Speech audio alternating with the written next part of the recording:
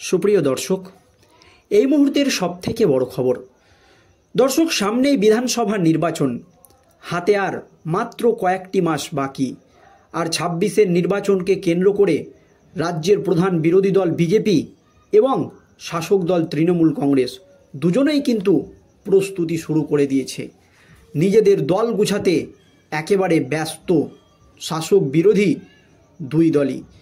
কিন্তু ভারতবর্ষের রাজনীতি হচ্ছে ঘোড়া কেনা বেচার রাজনীতি। যখন শাসক দল তৃণমূল কংগ্রেস ২০২৬-এর বিধানসভা নির্বাচনকে কেন্দ্র করে নিজেদের দল গোছাতে ব্যস্ত, তখন তৃণমূলের বিরুদ্ধেই এবং মুখ্যমন্ত্রী মমতা ব্যানার্জির মন্তব্যের উল্টো সুরে মুখ খুলেই বিস্ফোরক মন্তব্য করলেন সুজাতা মণ্ডল। মুখ্যমন্ত্রী মমতা ব্যানার্জি ২০২৬-এর বিধানসভার নির্বাচনকে কেন্দ্র করে কলকাতার নেতাজি ইন্ডোর স্টেডিয়ামে বৈঠক ডেকেছিলেন। সেই বৈঠক থেকে একেবারে চরম বার্তা দিয়ে দিয়েছেন মুখ্যমন্ত্রী মমতা ব্যানার্জি যে কোনো রকম দুর্নীতিকে সাপোর্ট করবে না দল। আর এই আবহে একেবারে রাজ্যে শিক্ষক নিয়োগ দুর্নীতি থেকে শুরু করে গরু পাচার, কয়লা পাচার, রেশন দুর্নীতি নিয়ে জোর কদমে তদন্ত চালাচ্ছে কেন্দ্রীয় তদন্তকারী সংস্থার সিবিআই আধিকারিকরা। একের পর এক হেভিওয়েট নেতামন্ত্রীদের নাম উঠে আসছে, যা নিয়ে অস্বস্তিতে পড়ছে রাজ্যের শাসক দল তৃণমূল কংগ্রেস। আর এই সমস্ত ধাক্কা সামলে যখন একটু একটু করে দল গোছাতে শুরু করেছে তৃণমূল কংগ্রেস, তখন মুখ্যমন্ত্রী মমতা ব্যানার্জির বিরুদ্ধে মুখ খুলেই বিস্ফোরক মন্তব্য করলেন হেভিওয়েট তৃণমূল নেত্রী সুজাতা মণ্ডল। আর সুজাতা মণ্ডলের এই মন্তব্যের পর গোটা রাজ্য রাজনীতিতে একেবারে নতুন করে শোরগোল পড়ে গিয়েছে। কি বলেছে সুজাতা মণ্ডল দর্শক দেখুন। মহাকুম্ভ আয়োজনে অব্যবস্থার অভিযোগে সরব হয়েছিলেন মুখ্যমন্ত্রী মমতা ব্যানার্জি। এবার খোদ মুখ্যমন্ত্রী মমতা ব্যানার্জির উল্টো সুরে দলের বিরুদ্ধেই একের পর এক বোমা ফাটালেন সুজাতা মণ্ডল। কোনো অব্যবস্থার সম্মুখীন হয়নি উত্তরপ্রদেশে। ৭০ কোটি মানুষের মধ্যে কয়েকজনের মৃত্যু হয়েছে। পূর্ণ অর্জন করতে গিয়ে মানুষের মৃত্যু দুঃখজনক। আমার দলের কর্মী থেকে নেতৃত্ব পর্যন্ত প্রচুর মানুষ সেখানে গিয়েছে। মহাকুম্ভে যেতে দলের থেকে তো বারণ করা হয়নি, তারপরও যারা লুকাচ্ছেন তা তাদের ব্যক্তিগত বিষয় বলে মন্তব্য তৃণমূল নেতা সুজাতা মণ্ডলের। প্রসঙ্গত, মমতা বন্দ্যোপাধ্যায়ের মৃত্যুকুম্ভ মন্তব্যকে ঘিরে তোলপাড় জাতীয় রাজনীতি। ইতিমধ্যেই মুখ্যমন্ত্রী মমতা ব্যানার্জির পাল্টা জবাব দিয়েছে বিরোধী দলনেতা। সম্প্রতি মুখ্যমন্ত্রী মমতা বন্দ্যোপাধ্যায় বলেছিলেন, মহাকুম্ভ আমি নাই বা বললাম, ওটা এখন মৃত্যুকুম্ভ হয়ে গিয়েছে। মহাকুম্ভে বিপর্যয় এবং পুণ্যার্থীদের মৃত্যু নিয়ে মমতা বন্দ্যোপাধ্যায়ের মন্তব্য রাজনীতিতে তোলপাড় ফেলেছে, যা নিয়ে একযোগে আক্রমণে নেমেছে যোগী আদিত্যনাথ থেকে শিবরাজ সিং চৌহানের মতো নেতারা। মঙ্গলবার বিধানসভায় দাঁড়িয়ে মহাকুম্ভে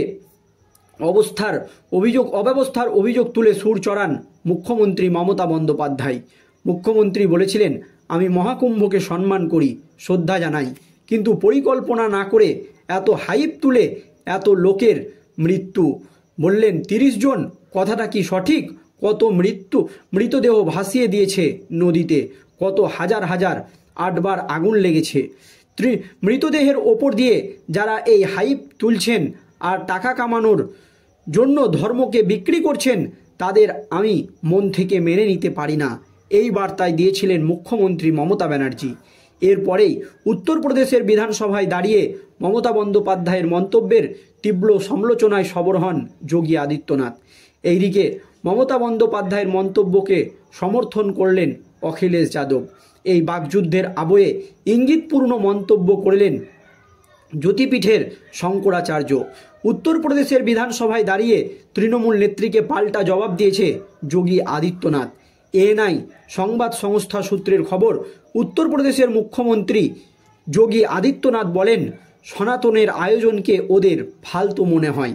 আর এদের এক সহযোগী এর চেয়ে আরও 2 পা এগিয়ে বলেন যে মহাকুম্ভ মৃত্যুকুম্ভে পরিণত হয়েছে। এটা কি এই ধরনের দায়িত্বজ্ঞানহীন মন্তব্য সমাজবাদী পার্টি, কংগ্রেস, আরজেডি ও তৃণমূলের নেতারা সনাতন ধর্মের সবচেয়ে বড় আয়োজন নিয়ে করছে। অবস্থাকে সম্মান দিয়ে আয়োজনে এগিয়ে নিয়ে যাওয়ার কি অপরাধ? যদি সেটা অপরাধ হয়ে থাকে তাহলে আমাদের সরকার সেই অপরাধ করছে এবং ভবিষ্যতেও করবে। এই বার্তাই কিন্তু দিয়েছেন উত্তরপ্রদেশের মুখ্যমন্ত্রী যোগী আদিত্যনাথ। যখন মুখ্যমন্ত্রী মমতা ব্যানার্জি মহাকুম্ভের অব্যবস্থা নিয়ে প্রশ্ন তুলে দিচ্ছে যে সেটা মৃত্যুকুম্ভে পরিণত হয়েছে, মানুষ সেখানে গিয়ে মারা যাচ্ছে, সরকার বলছে 30 জনের মৃত্যু হয়েছে, কিন্তু সেখানে হাজার হাজার মানুষের মৃত্যু হয়েছে, এই দাবি করছে রাজ্যের মুখ্যমন্ত্রী মমতা ব্যানার্জি। আর তখনই মুখ্যমন্ত্রী মমতা ব্যানার্জির একেবারে উল্টো বলছে হেভিওয়েট তৃণমূল নেত্রী সুজাতা মণ্ডল। তিনি পরিষ্কার জানিয়ে দিয়েছে, আমি মহাকুম্ভে গিয়েছিলাম, সেখানে কোনো অব্যবস্থার ছবি আমার চোখে পড়েনি, সব ঠিকঠাক ছিল। অনেক তৃণমূলের নেতাই সেখানে গিয়েছে, হয়তো কেউ লুকিয়ে গিয়েছে। কেন সেখানে লুকিয়ে যাবে? আমি তো সকলের সামনেই বলছি যে মহাকুম্ভে কোনো রকম অব্যবস্থার ছবি আমার চোখে পড়েনি। আর এই নিয়ে কিন্তু রাজ্য রাজনীতিতে একেবারে জোর জল্পনা তৈরি হয়েছে। কারণ মুখ্যমন্ত্রী মমতা ব্যানার্জি যখন মহাকুম্ভের অব্যবস্থা নিয়ে প্রশ্ন তুলছে, তখন মহাকুম্ভের ব্যবস্থা নিয়ে প্রশংসা করছে খোদ তৃণমূলেরই হেভিওয়েট নেত্রী সুজাতা মণ্ডল। তাহলে কি 2026-এর বিধানসভা নির্বাচনের আগে বিজেপিতে যোগ দিতে চলেছে সুজাতা মণ্ডল?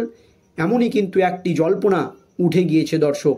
আর মহাকুম্ভের আয়োজনে অব্যবস্থার অভিযোগে খোদ সবর রাজ্যের মুখ্যমন্ত্রী মমতা বন্দ্যোপাধ্যায়। আর তখনই দলনেত্রীর উল্টো সুর দলেরই সদস্য সুজাতা মণ্ডলের মুখে। কোনো অব্যবস্থার সম্মুখীন হয়নি। মুখ্যমন্ত্রী বলতে পারে, কিন্তু আমি কোনো রকম অব্যবস্থার সম্মুখীন হয়নি। 70 কোটি মানুষের মধ্যে মৃত্যু হয়েছে, পূর্ণ অর্জন করতে গিয়ে মানুষের মৃত্যু দুঃখজনক। আমার দলের কর্মী থেকে নেতৃত্ব পর্যন্ত প্রচুর মানুষ সেখানে গিয়েছে।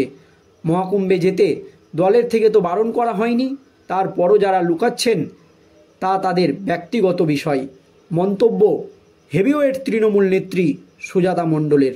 প্রসঙ্গত মমতা বন্দ্যোপাধ্যায় মহাকুম্ভকে মৃত্যুকুম্ভ মন্তব্য ঘিরে গোটা রাজ্য রাজনীতি তো বটেই, জাতীয় রাজনীতিতেও তোলপাড় পড়ে গিয়েছিল। আর এবার একেবারে